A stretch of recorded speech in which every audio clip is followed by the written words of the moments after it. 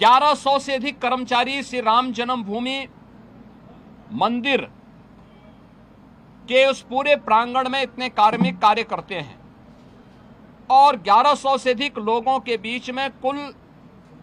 8 लोग इस मामले में प्रत्यक्ष और अप्रत्यक्ष रूप से जिनकी भूमिका उस मामले में उपलब्ध साक्ष्य और प्रमाण थे उस आधार पर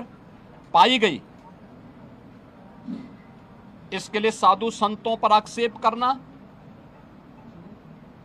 इसके लिए अयोध्या धाम को अपमानित करना, बदनाम करना, श्री राम जन्मभूमि मंदिर को बदनाम करना,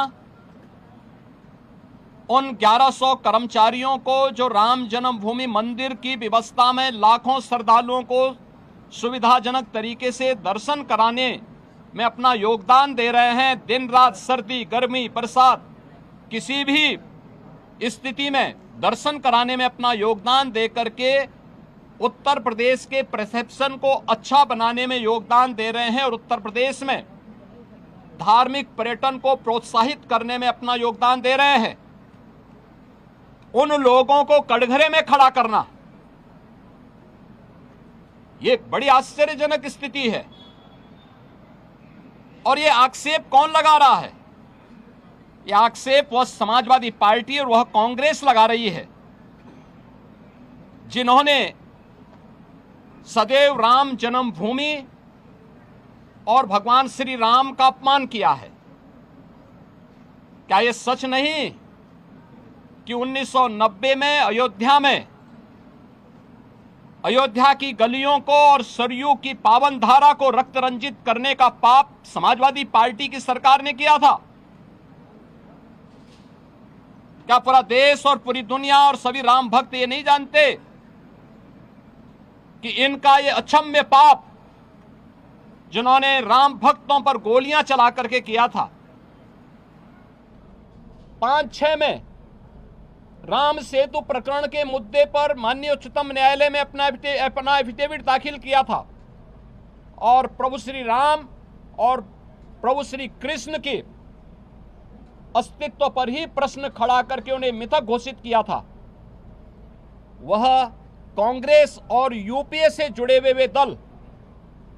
किस मुंह से अयोध्या में आस्था की आज चर्चा करते हैं? अयोध्या के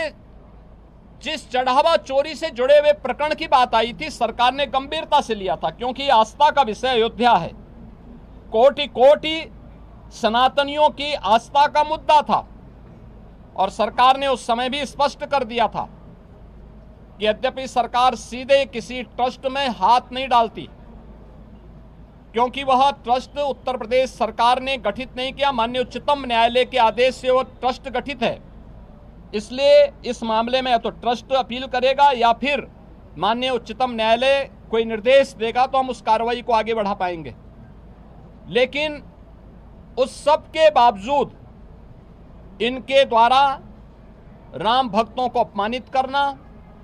भारत की सनातन आस्था पर प्रहार करना, संसद के अंदर समाजवादी पार्टी और कांग्रेस के सांसदों और नेताओं का जो आचरण रहा है, संतों के प्रति जिस प्रकार के आक्षेप वहां किए गए, इस सीधे सीधे सनातन धर्म का अपमान है। भारत के सनातन मूल्यों, आदर्शों और दुनिया के अंदर जो उसके प्रति एक अच्छी भावना बनी थी, उस भावना पर एक प्रकार का प्रहार इन दोनों के द्वारा किया जा रहा है, जिनका आचरण सदैव से सनातन विरोधी रहा है। और मुझे आश्चर्य होता है कि इन दलों के द्वारा जब भाजपा से लड़ने में विफल हैं, मैंने पहले भी कहा, इस पूरे प्रकरण में जो लोग पकड़े गए हैं इनका भारतीय जनता पार्टी या साधु संतों से कोई लेना देना नहीं। उस सबके बावजूद पूज्य संतों पर, उस सबके बावजूद सनातन धर्म पर, भारतीय जनता पार्टी पर या किसी अन्य ऐसे सांस्कृतिक और सामाजिक संगठन पर अनावश्यक कटघरे में खड़ा करके लांछन लगाना, ये पूरे सनातन के साथ साथ सत्य को दबाने, सत्य को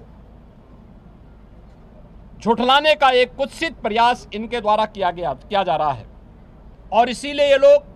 बहुत से भागना चाहते हैं। चर्चा से भागना चाहते हैं।